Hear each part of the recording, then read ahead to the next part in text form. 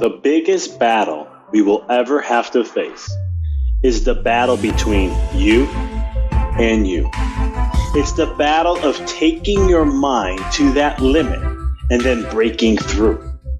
On the Mindful Experiment podcast, we will share concepts, universal laws, and interviewing individuals who have done just that, who have gone through the dark times and through those moments allowed their light to shine bright.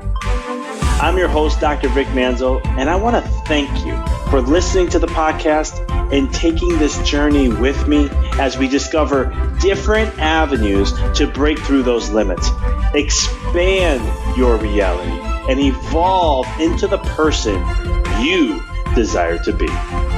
So sit back, relax, and enjoy the show.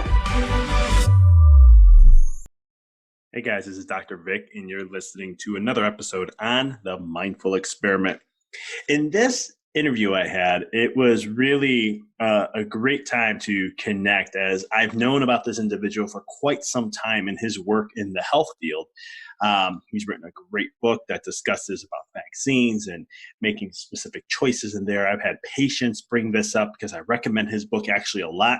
So when I had the great opportunity to interview Dr. Sears, I was really, really looking forward to this, as we were going to dive into something that was very passionate for me, which is brain health. Being a chiropractor, that's what I strictly focus massively on. And this is something that I take, all the work that I do is on the brain and how to rewire it. And what does that mean for your health and all these different things. So Dr. Sears and I dive into so many different things that you can go ahead and do when it comes to your life, when it comes to creating a healthy brain.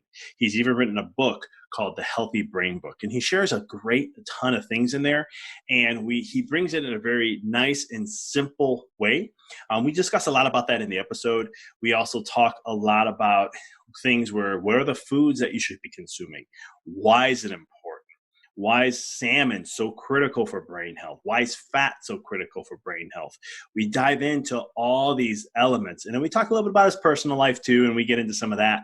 But it was really, really great to connect with Dr. Sears. I know you're going to enjoy this episode as much as I have. Like I said, I've been a big fan of his work. He's been actually helping how to raise healthy families for over 40 years. And him and together with his wife, he's written over 40 books and countless articles on parenting, nutrition, and healthy aging. This guy is an expert. He's a seer in what he does, a mystic, a sage in that aspect of things.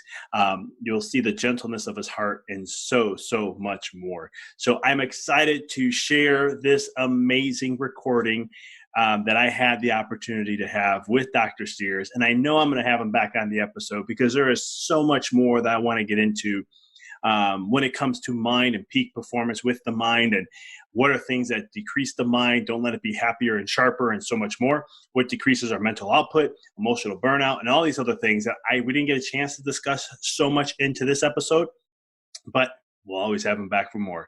So without further ado, here is Dr. Sears. Well, Dr. Sears, welcome to the show. Well, thank you, Dr. Vic. It's a pleasure to be with you. I'm excited to have you on. I know a lot about what you've been up to, what you've been doing, and I love when even my patients know what you're up to. So when I knew I had the opportunity to interview and talk to you, I was just like, this is going to be a lot of fun. Yeah, that's the key, I think, to brain health. Actually, what we're going to talk about is try to have a lot of fun. Oh, tell me about, especially during these times, right? Oh, yes, absolutely. So before we get into, I know we have so much to talk about with brain health, and I know we're going to go down so many fun things with that. How did you get into all that? How did you get into what you do? Well, this is my 50th year as a medical doctor in practice. Congratulations, by the way. And I thank you, and I love every minute of it. And my favorite, I love holding babies. I know the feeling. Oh, that's the most precious thing in the world, is holding a little baby. So true. But I started seeing about 20 years ago a very alarming trend. And that was that mental unwellness, depression, anxiety, and what I call the Ds, ADD, ADHD, OCD, BPD, and the big D, depression, all those Ds were occurring at younger and younger ages and more severely. And I thought, oh my goodness, what's going on here? And I started reading about it. And then I realized that, I've read a lot of brain books, and I'd read a brain book, and I'd either fall asleep or it was on overload. My brain was tired after a few pages. I said, I had two goals then. One, I needed to write a book that was fun to read, because the way our brain works, if we laugh, if we smile, if we cry, it's called emotional arousals, that our brain opens up. It's like the brain says like when we laugh or we smile. So I wanted to have a book in which you read a paragraph and you smile or you laugh, or you look at an illustration of the brain on a page. And so that was my first goal, to do a book that was informative to read. And plus so many of the books, there's a lot of sort of flaky news out there. I wanted a book that was based on solid science. I'm a show me the science doctor, as you are, and solid science. So that's why I partnered with a good friend, Dr. Vince Fortness, who's professor of neurology psychiatry at USC School of Medicine. And we put this book together.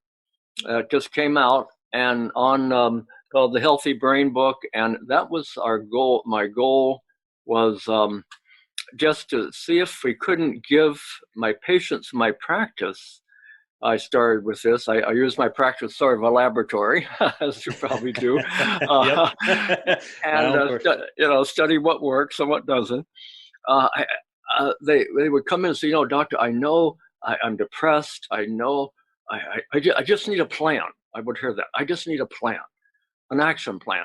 And so, okay, here's the plan, the Healthy Brain Book. So that is how we got into writing about mental wellness.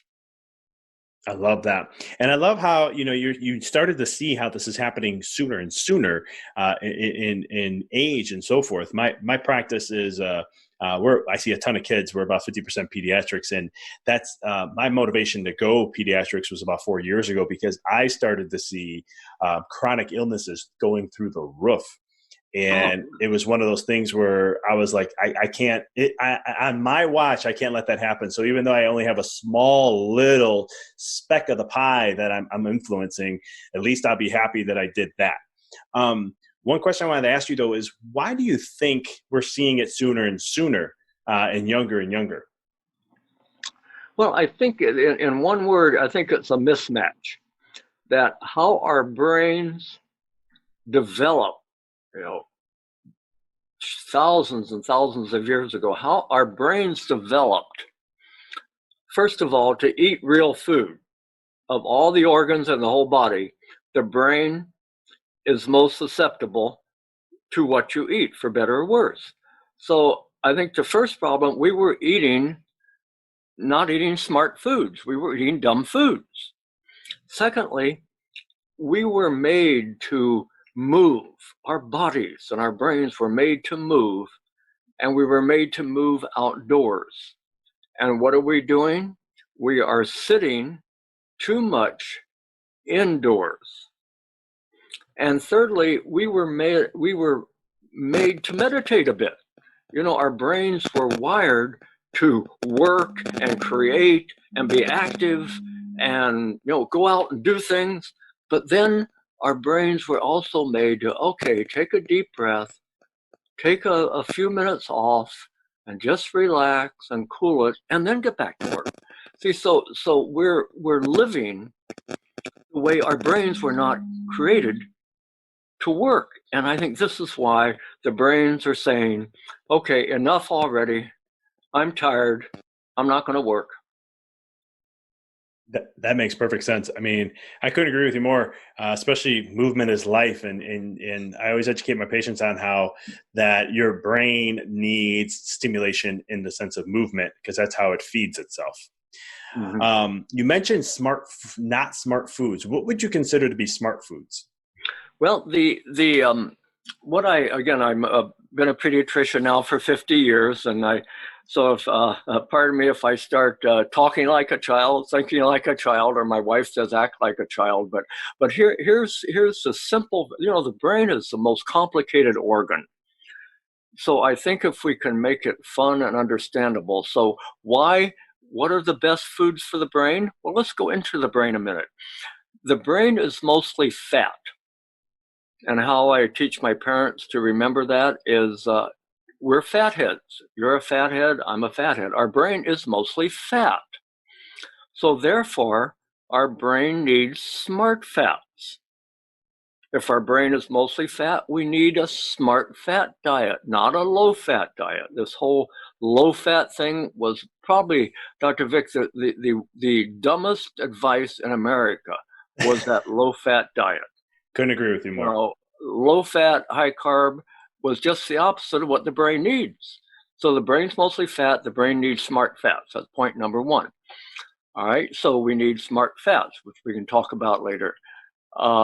Next, what is it about fat that decays? If the brain is mostly fat, what makes it so vulnerable to what's called neuroinflammation? That's the root cause of so many illnesses. We call it turning rancid. You ever left a piece of fresh fish out overnight? A little fillet of salmon overnight, and you smell it in the morning, it stinks. It's turned rancid. Fat turns rancid, decays. It becomes neuroinflammation, it's called. Therefore, the next category of foods we need to eat are antioxidants, foods that keep your brain, your fathead, from oxidizing. And what are the best sources of antioxidant? My favorite neurologist, Dr. Mom, told us that along, eat your vegetables, but fruits, vegetables, and seafood are your best sources of antioxidants. So that's how I put together our brain, the smart foods on our brain health plan.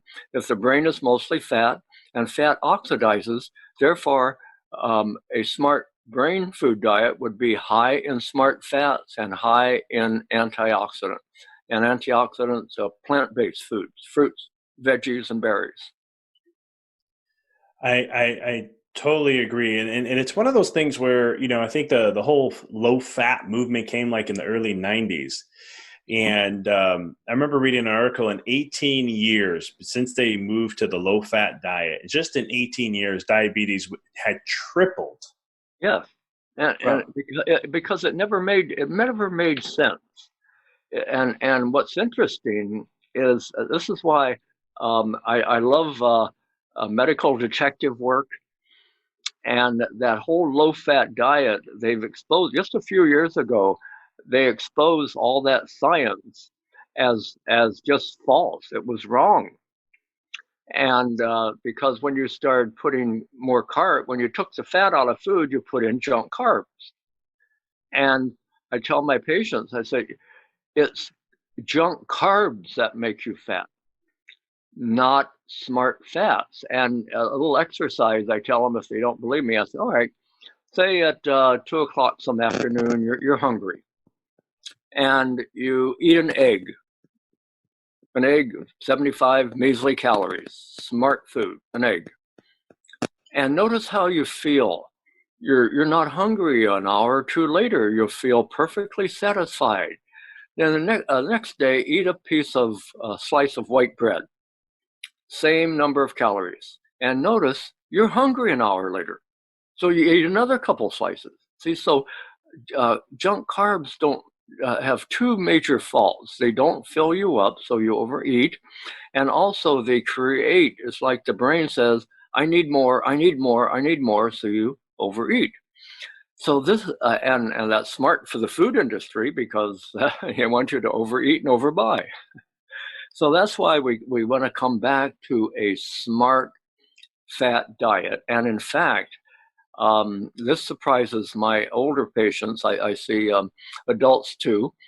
And I tell them, as you get older, I want you to make 3 changes in your diet. And I use the term diet as a way of eating. We're all on sort of a diet, a way of eating. I said, I want you to eat more smart fats. I want you to eat slightly more protein and much less carbs. So more fat, a little bit more protein, and much, much less carbs. And this is because how our brain works. As you get older, your brain needs to be nourished better. And so those are kind of three simple rules for them to follow.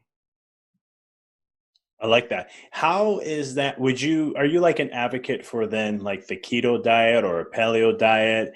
Are you a fan of diets in general? Where do you stand on that? Well, one of the problems with so many of these diets is I'm a fan of what I call the real food diet. The real food, just eat real foods. Foods that swim in the sea, foods that grow in the land. They don't come in a box or a can. Real foods. And foods that go through a factory and spend a lot of time at factory and man messes it up, those are not real foods. A real food diet, that's my diet. The ketogenic diet is an excellent diet. As we get older, and if you're healing from something like cancer, I'm a cancer survivor twice, or if you want to lose extra body fat, belly fat, but it should be done under supervision, and should be done under supervision. So I think the best diet is what I call just a modified ketogenic diet, and that is again very high in smart fats. Probably half of what you eat is going to, for my diet, way I eat. Half of my calories are smart fats. 25% are good proteins, and maybe 25% smart carbs. That sort of a modified ketogenic diet, if you have certain illnesses like cancer or weight control, then sometimes just 5 or 10% of your calories would be carbs. And also, I don't count veggie carbs. That's also a mistake sometimes they make in calorie counting. I don't count calories in vegetables because you can't overeat them, for one thing. Vegetables don't make you fat, even though you look on the package and there are carbs in it. You burn so many calories just chewing and digesting the veggies that they don't make you fat. So I don't count veggie carbs. We're in the same boat with that one. The same with me. I always tell people, eat as much veggies as you want. Do not even worry. You can overeat as much as you want to. It's not going to do anything negative to you. Absolutely. Yeah, this is I like that, and I always recommend the same thing with because the ketogenic diet, even fasting now is getting very popular. It was a movie on Netflix a couple of years ago on it, and I hear patients bring it up to me and so forth, and like, well, I did a 1-day fast, doc. I did a 3-day fast, and I'm like, it's like the same thing with keto. You got to walk. You got to know what you're doing, and work with someone who knows this stuff and knows how to work with the ketogenic diet, or fasting in that aspect. Yeah, absolutely. And you mentioned a statement a while ago: "Crawl before you walk." That's true. See, the brain, the head brain and the gut brain, our two brains, does not like sudden changes in diet. So the worst thing you can do is very suddenly go on a real strict eating change where you don't eat enough, or you go keto or something like that, or low calories, anything. Take it slow. Take it slow so the brain adjusts. And one very simple, I call it in my medical practice, I call it the rule of twos. I say, all right, here's one simple change you can make to get your gut brain and your head brain prepared for a different way of eating. The rule of twos: I want you to eat twice as often In other words, you become a grazer instead of a gorger. Eat twice as often, eat half as much, and chew twice as long. Chew twice as long. So that's one simple change you can make that's slow. And because one thing that the brain does not like is called spikes. So avoid spikes, avoid sugar spikes is just a couple of very smart words for brain health. And when you graze instead of gorge, become a nibbler or a grazer, then your brain doesn't have sugar spikes, and it likes. And also your gut. If your gut brain, the second brain is, that's why the gut is called the second brain. If your gut could talk, it would say, I like small, frequent feedings, become a grazer. And so what I do in the morning, my little brain health diet, I have a nice smoothie in the morning. I make a big smoothie with about 14 different ingredients, lots of color, smart fats like MCT or coconut oil, avocado, nut butters or handful of nuts, smart fats, and lots of fruits, and I put kale in it, and pomegranates, and all kinds of berries, and I blend it, and I sip on it throughout the morning and into the day, and then I'll nibble on nuts during the afternoon. I make my own trail mix of 5 favorite nuts. I'll nibble on nuts. And then in the evening, I'll have a salad. I start the meal with a salad because a salad is a wonderful way to start the meal because it keeps you from overeating. And then a fillet of salmon. My favorite brain food is salmon, and wild salmon. And so that's sort of my way of eating. Everybody is different, but my way of eating is just that way. I like that. I like how salmon is phenomenal. I try to get it at least once a week. My brain food that I like to eat a lot is eggs. I have about 10 chickens, and so I get fresh eggs. I raise them right, pasture raised, organically fed. Oh, good for you! I'm envious. Oh, I love eggs. I love Yes. eggs. I have an egg a day, and I wish we could have a chicken coop out there and would have eggs. It's actually, I've been doing this for about a year now. I've been wanting to do it for 3 years, and then finally last year, my wife just is like, "Hey, there's some chickens that we can get that are adult. The farmer said he can give them to us at a certain price." She's like, "You want to do it?" I was like, "You know what? Enough. We talked too much about this. Let's do it." And best thing I've ever done. I mean, I'm probably paying. I could probably pay the same because I mean we feed them the best food we can, and we give them greens every other day. They just go nuts for greens, any type of greens, vegetables that is, and it's just awesome. So. Yeah, I like the. What are your? So we're talking about smart fats, and we're talking about how the brain is all about loving fat. What nuts do you like? What's your 5 favorite nuts? I know you mentioned that earlier. Well, I like almonds, pecans, Brazil nuts, a couple of those. I think they're all extremely healthy. I'm not a fan of cashews as much. I don't think they're as healthy. But the top nut is almonds. And the thing is, they should be raw, because when you roast the oils in nuts, it's not good for them. You can oxidize them. So raw nuts, make your own trail mix. You just take your 5 favorite nuts. But I like my favorite nuts. I have almonds, pecans, Brazil nuts. I'll have some pine nuts sometimes, and pumpkin seeds. I'll throw pumpkin seeds in there. Really good sources of minerals, and make your own. And in fact, you mentioned what we have in our book. People are always at what I think is the top brain food. Well, we'll make 2 points on that. I think the top brain food is the fillet of salmon. And this is salmon season right now, so we can get lots of it. Wild Alaskan salmon, oh my goodness. Wild Alaskan salmon.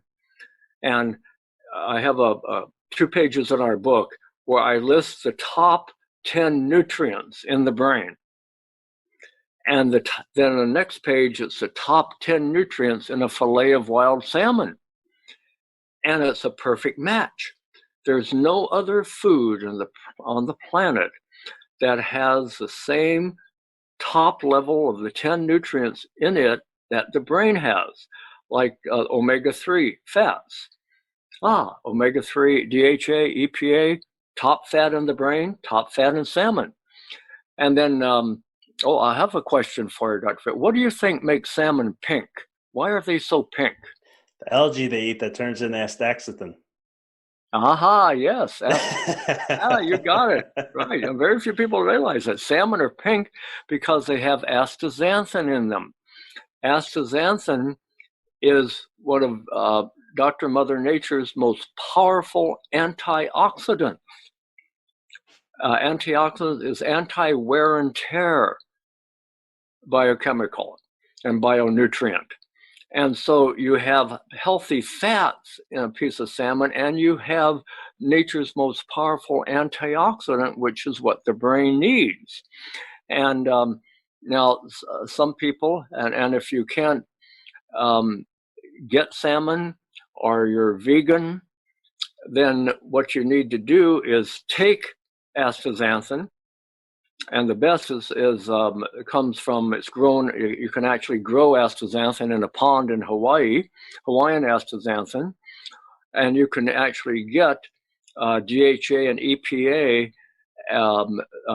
instead of fish oil. You can get it in algae oil, a plant-based. So if you are vegan, you still need the same nutrients that are in a fillet of salmon that you can get, but you have to have your blood tested. You have to have maybe a nutritionist to help you. So that's my, I have a little section in our book called Vegan Brain.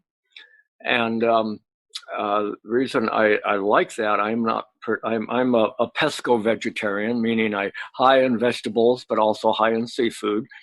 But if you do be a vegan, do it smartly. And the best thing about a vegan diet is it keeps you lean. My leanest friends, those with the least belly fat, are tend to be vegans. However, you really have to do it carefully, and you have to have blood tests to make sure you have. In fact, they're brand new blood tests now. You can measure your omegas now. You measure omega-3s to see if you get enough, and if you don't eat it, you have to take it in a supplement. Yeah, it's so true. I learned about that when I was actually in chiropractic school, and it wasn't as popular. It was just 10 years ago, and now it's easily to catch your omega-3 to 6 ratios, and I think that's good. They say that eventually in medicine, they will start to look at that being the check instead of cholesterol checks. They're going to look at omega-3 6 ratios. But yes. I don't know. I don't know about that yet. I think I think that's coming because they're finding that this whole cholesterol thing is not what it's made out to be, and it's to make cholesterol simple. When you go in for a cholesterol test, if they just do the routine test, that's not going to tell you a lot. You want to ask for one simple thing. Ask them to test small particle cholesterol. That is a tiny little part of sticky cholesterol that worms its way through the artery lining and causes hardening of the arteries. That's the most important cholesterol to test. And however, it's the one that is not tested as much. So that's one little tip for our listeners. Yeah, totally. I mean, it's it's interesting, and this is why I take astaxanthin. I also take fish oil every day because I don't eat fish every day. But I have a question for you though. Mm-hmm. What about, because I know you're a pescatarian, I'm just curious. I eat meat, red meat primarily. I don't. It's funny. Ever since I have chickens, I don't eat chicken much anymore. It's kind of interesting how that worked out. But what about grass-fed, pasture-raised, organic beef or bison? Yeah. Two thumbs up. Okay. I was just curious. I know we're talking about smart fats, and I don't know if you talk about that in your book or not. I I was do. just curious. And okay, I'll have a personal confession. Uh, okay, I married a farmer's daughter, so, so you know, Martha, and but my favorite meal, once a week, is venison. And my friends back east, they send me venison, frozen venison. And so I have a little venison section in my freezer, and I'll have a venison burger or a venison steak. It's very lean and very healthy. So it's like anything else. If you feed the animal right, the meat is good. And I use the supermarket as sort of a nutritional classroom for my family. And one day I was taking my 15-year-old grandson, Jonathan, to the supermarket. And he's an athlete. He's a marathon runner. And I said, Jonathan, let me show you something. Let's go over to the steak where they have the steaks out. And see that steak? Look at that piece of steak. It's all full of fat and marbling, and that meat is not as really rich looking. That's an animal that sat around and ate junk food all day. Now let's go over to the healthy meat market where it's all grass fed and the animals are out there and running around. Notice the difference. It's not as fatty and marbly. It's not as pale. And I said, which do you want your muscles to look like the animal that sat around and ate junk food all day? Or do you want your muscles to look and work like that animal that ate good food and went outdoors and played, go outside and play? So I'm a firm believer in the value of free range, 100% grass fed beef, and also what's called grass finished beef. Yes. Because a nasty little trick some people do is, they let their cattle graze in the pasture, and then they send them to a feedlot to be fattened up for extra 200 or 300 pounds before they go into hamburger. And that's not so smart either. So 100% grass fed and grass finished. I love it. Yeah, I couldn't agree with you more on that. It's one of those things. Since you like venison, have you ever had elk? Oh yes, Okay. I like elk, moose, and venison. Gotcha. I love them. They're all lean. I know one of my friends. He's big into elk. He'll get meat for that, and he's like, it's the leanest meat out there. It's the most leanest meat. And I was like, eventually I'll have to work my way to those. But right now, I like the beef. It's easy to get my hands on it and so forth. But yeah. Very cool. So we talked about fish, salmon. I wanted to ask that question really quick because there's so many varieties of salmons for the listeners. They may be listening and go, okay, I eat salmon all the time. Is there a difference? We talked about axanthan, and is there a difference between like a King Alaskan versus a sockeye salmon? Yes. And so I think here's a little bit of fish talk. Wild Alaskan or wild Pacific salmon. That is your best salmon, I'm going to say, in the world, because I've been fishing most places in the world, and I've been fishing in Alaska. And so I have a fisherman friend up there, Vital Choice. If you want to Google vitalchoice.com, fabulous fishing up there. Great place to get wild salmon. So the salmon goes like this. Your pinkest and your meatiest is sockeye. I love sockeye. That's my favorite. It's meaty and it's real rich and pink. Next is king. King is a little fattier, a healthy fat, and a little milder. My wife prefers King. I like sockeye. So you have King and sockeye. Generally are my two favorites. But you can get just regular pink salmon too. But any salmon that is wild salmon is absolutely the so much better, and for several reasons. The fat profile of a wild salmon is better. The astaxanthin is better. It's not a food coloring like sometimes in wild salmon, in fish, in farm salmon. And in fact, it's a little story, Dr. Vic. Once a month, we get our salmon order from Vital Choice up in Alaska, and here comes this box at the front door, and my wife says, "Bill, your medicine's arrived." Seafood's my medicine. So, and speaking of seafood, seafood is seafood, SEE. What's good for the brain is good for the eyes. So true. And DHA, the top fat in salmon, is also the top fat in the retina of your eye. See, so there's just so many good things that's why a little fillet of wild salmon will always be my top brain food. And I can see why too. I love it. And I'm a big fan of sockeye myself, and I get as much as I can.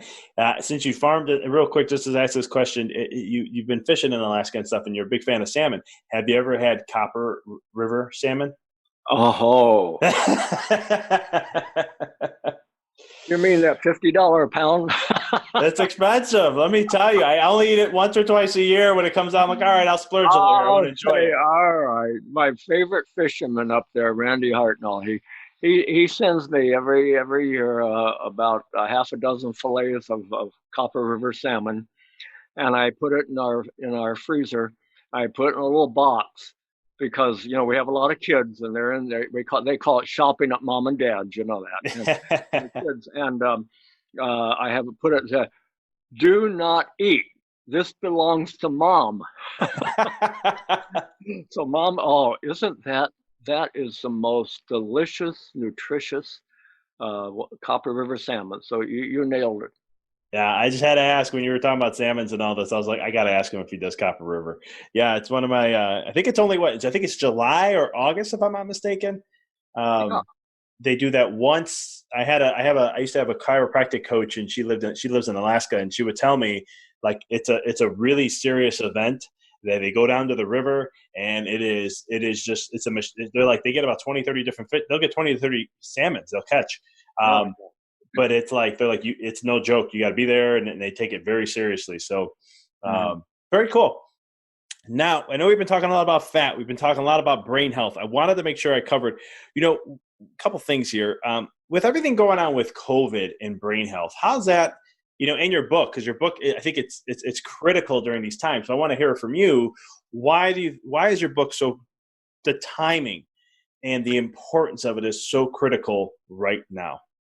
Well, the timing is so important. I'm glad you asked, because I'm looking at my book cover right now, I could change the cover from the Healthy Brain book to Preventing COVID book. And I wouldn't change a thing in the book, because I call it preloading. One of our concepts in our book is called the concept of preload. Preload your body. Preload to prepare and prevent. Preloading simply means, and I'm going to take our listeners deep inside our body. We have an immune system in our body, an army of fighters, and they're called NK cells, natural killer cells. They look like little Pac-Men. So picture your army inside.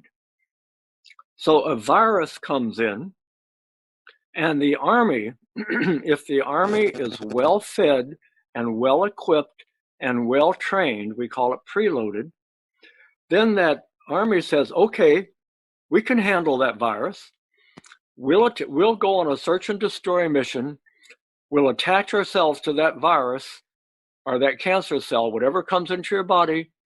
we'll attach ourselves to that virus, and we'll literally shoot a biochemical bullet into the virus and blow it up, and you won't get COVID. So preload your body. The best thing you can do is take care of your immune system. And how do you do that? You eat smart foods, like you equip, if you're Pac-Man, if your little NK cells could talk, they'd say, the better you feed me, the better we'll fight for you. And movement. See, movement mobilizes our immune system. So when our government says stay home, they don't mean sit at home. Sit and stew is bad for you. It's bad for our immune system.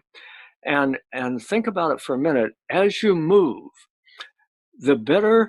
as you get your blood flow going faster and a heart pumping better, your immune system works better. Every system of the body, it's like the brain especially, is like a garden.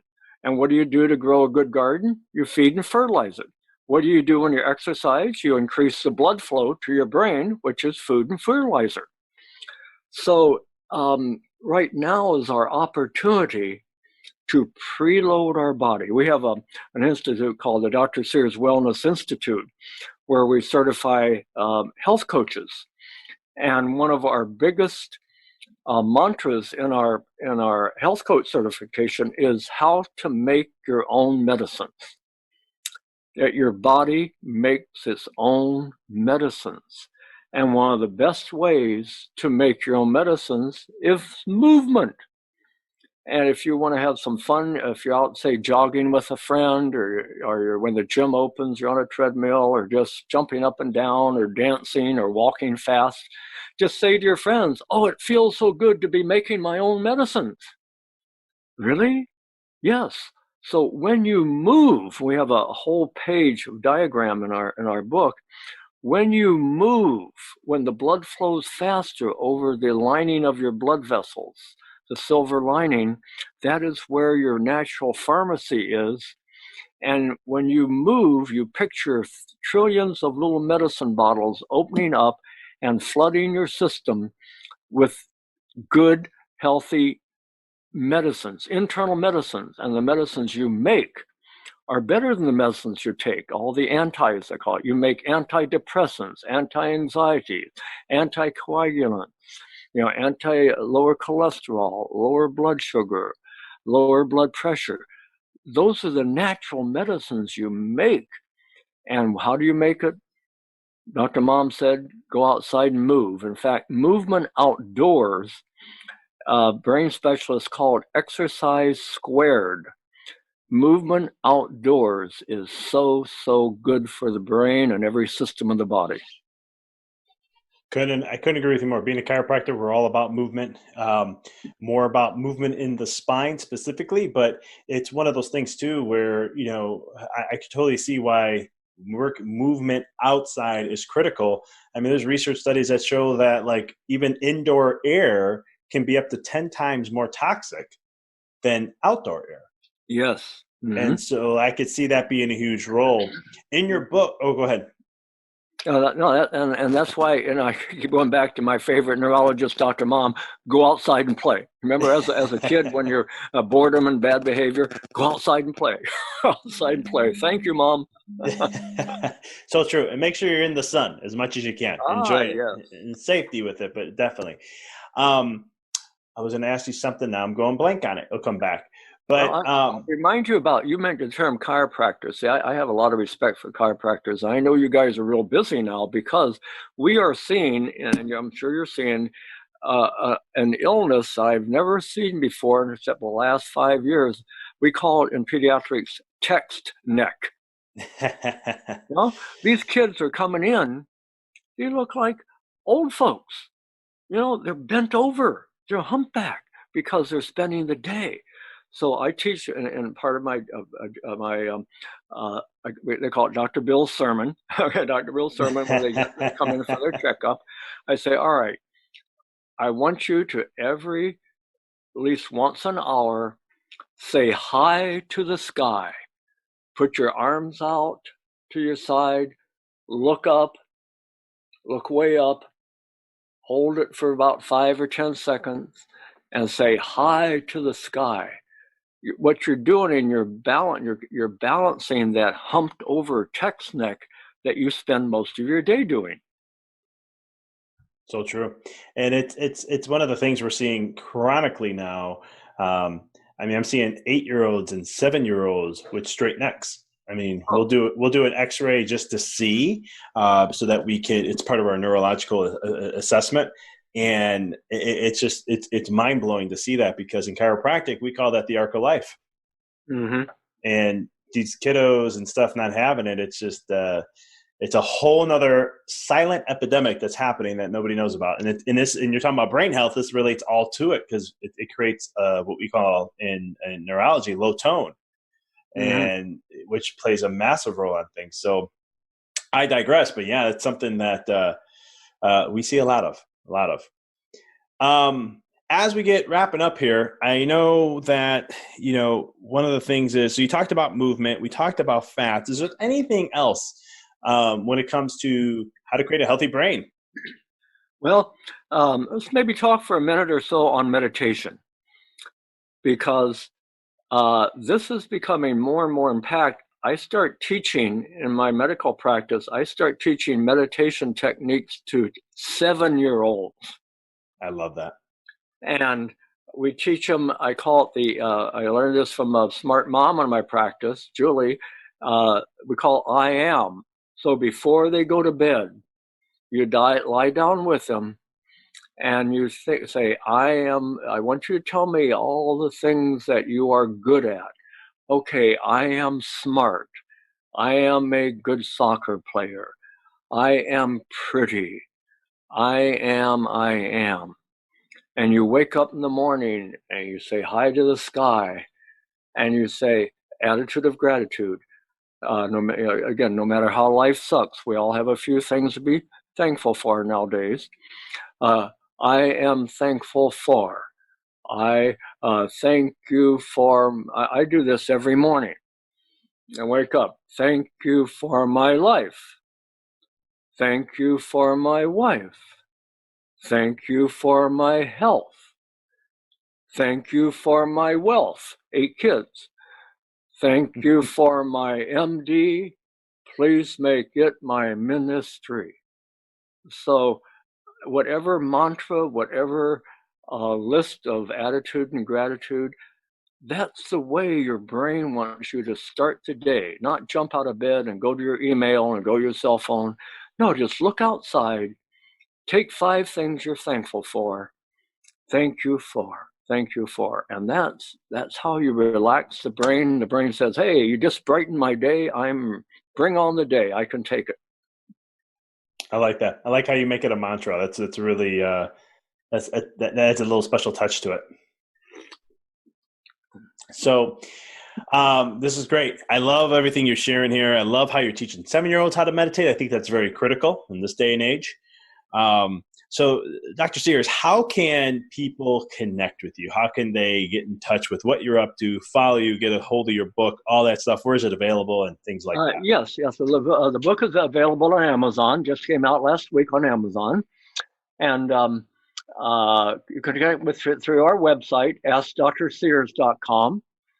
That's askdrsears.com, askdrsears.com, through my Wellness Institute, Dr. Sears Wellness Institute.org.